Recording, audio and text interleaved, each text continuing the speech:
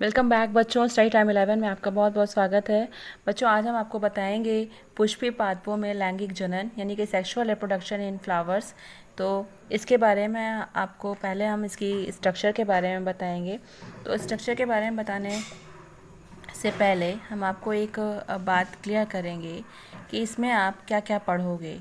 इसमें आप पुष्प की संरचना पढ़ोगे और मेल और फीमेल गैमेटोफाइट का जो डेवलपमेंट है वो पढ़ोगे, और साथ ही साथ इसमें आप पढ़ोगे परागण और दोहरा निषेचन, अनिषेक फलन और बहुभ्रूणता के बारे में। तो बच्चों, स्टार्ट करते हैं हम पुष्प की संरचना के बारे में। पुष्प की संरचना क्या होती है, पहले तो इसके बारे में आप थोड़ा सा डिटेल जान लो कि फादर ऑफ प्लांट एम्ब्रियोलॉजी कौन थे। फादर ऑफ CF वोल्फ थे। और father of plant embryology Bharat में किसको कहा गया? प्रोफेसर P महेश्वरी को कहा गया था। और इन्होंने एक बुक लिखी थी, an introduction to the embryology of angiosperm. फिर बच्चों, एनग्रीव ने सबसे पहले मेल रिप्रोडक्टिव ऑर्गन का नाम दिया था, जिसको हमने कहा था एंड्रोशियम। ठीक। और पौधों में सेक्सुअल रिप्रोडक्शन की जानकारी सबसे पहले किसने दिया था? सबसे पहले दिया था किसने दिया था? कैमरेरियस ने दिया था। ठीक है। और फिर पॉलन ग्रेन्स के महत्व और पॉलिनेशन में इंसेक्ट की भूमिका के बारे में जानकारी दी थी कॉल र्यूटर ने।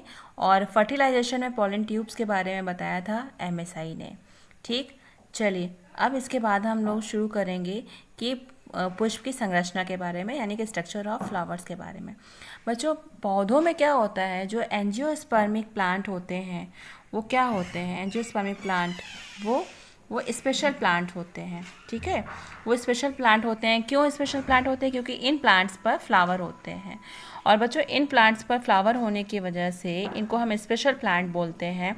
और इस फर्टिलाइजेशन के बाद ओवरी जो है इसमें किस में बदल जाती है? फर्टिलाइजेशन होता है तो ओवरी फ्रूट्स में बदल जाती है, और जो ओव्यूल होते हैं वो सीड में कन्वर्ट हो जाते हैं।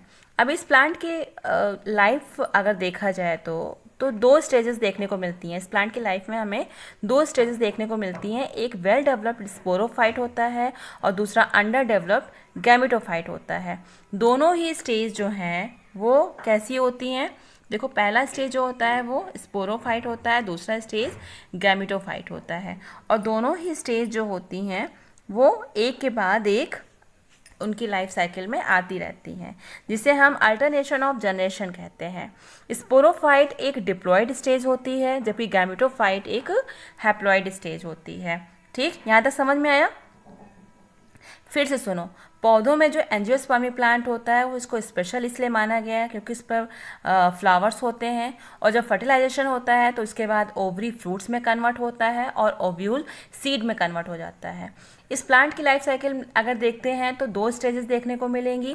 एक वेल डेवलप्ड स्पोरोफाइट होगा और दूसरा अंडर डेवलप्ड गैमेटोफाइट होगा। यानी कि अधिक विकसित कौन मिलेगा आपको? स्पोरोफाइट स्टेज मिलेगा, और कम विकसित गैमेटोफाइट स्टेज मिलेगा।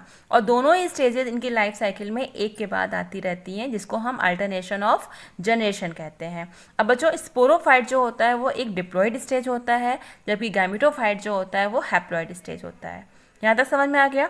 चलिए, अब एंजियोस्पर्मिक प्लांट जो होते हैं उनमें एंजियोस्पर्मिक प्लांट्स में क्या होता है कि एंजियोस्पर्मिक प्लांट्स के स्पोरोफाइट में रूट, स्टेम और लीव्स होती है। अगर देखा जाए तो एक कंप्लीट फ्लावर होता है उसमें 4 स्टेजेस देखने को मिलते हैं। ठीक है, कितने स्टेजेस देखने को मिलते हैं? 4 चक्र, यानी कि 4 पार्ट्स देखने को मिलते हैं। पहला है कैलिक्स, और दूसरा कोरोला, तीसरा एंड्रोशियम और चौथा गायनोशियम। ठीक है, ये 4 होते हैं, कैलिक्स, करोला, एंड्रोशियम और गायनोशियम। अब इनके बारे में देखिए, जो कैलिक्स होता है ये पहला पार्ट है, ये सेपल से मिलकर बना होता है। कोरोला सेकेंड पार्ट होता है, ये पेटल से मिलकर बना होता है। एंडोशियम थर्ड पार्ट होता है, जिसको हम मेल रिप्रोडक्टिव ऑर्गन कहते हैं, इसको हम स्टेमेंस भी कहते हैं। ठीक, गायनोशियम जो होता है वो फोर्थ पार्ट होता है, ये फीमेल रिप्रोडक्टिव ऑर्गन होता है और इसमें हमें क्या देखने को मिलता है, कार्पल्स देखने को मिलते हैं, इसको हम कार्पल्स कहते हैं। ठीक है, फीमेल रिप्रोडक्टिव ऑर्गन को हम कार्पल्स कहते हैं। चलिए अब देखते हैं कि कैलिक्स और करोला जो होते हैं उनको हम एक्सेसरी वॉल्स कहते हैं। क्यों कहते हैं एक्सेसरी वॉल्स? क्योंकि ये रिप्रोडक्शन में भाग नहीं लेते हैं। कैलिक्स और करोला जो होते हैं वो रिप्रोडक्शन में भाग नहीं लेते हैं। ठीक, और जो एंडोशियम और गायनोशियम है, यही दोनों जो हैं रिप्रोडक्टिव ऑर्गन होते हैं और रिप्रोडक्शन में डायरेक्टली भाग लेते हैं। ठीक है, यहाँ तक समझ में आ गया। चलो अब देखते हैं, आपको बताते हैं कि जो एंजियोस्पर्मिक प्लांट होता है उसमें सेक्सुअल रिप्रोडक्टिव ऑर्गन के रूप में फ्लावर्स पाए जाते हैं। ठीक, फ्लावर के अंदर मेल रिप्रोडक्टिव ऑर्गन के रूप में स्टेमन्स पाया जाता है और फीमेल रिप्रोडक्टिव ऑर्गन के रूप में कार्पल्स पाया जाता है। स्टेमन्स और कार्पल्स के अंदर मियोसिस प्रोसेस होता है जिससे पॉलन ग्रेन्स और मेगास्पोर्स बन जाते हैं। पॉलन ग्रेन से मेल गैमेटोफाइट और मेगास्पोर से क्या मिल निकलता है, फीमेल गैमेटोफाइट। ठीक, ये देखिए यहाँ पर पॉलन ग्रेन से मेल गैमेटोफाइट और मेगास्पोर से फीमेल गैमेटोफाइट बनता है। मेल गैमेटोफाइट से मेल गैमेट्स बनता है। फीमेल गैमेटोफाइट्स में क्या बनता है, एग सेल्स बनती हैं।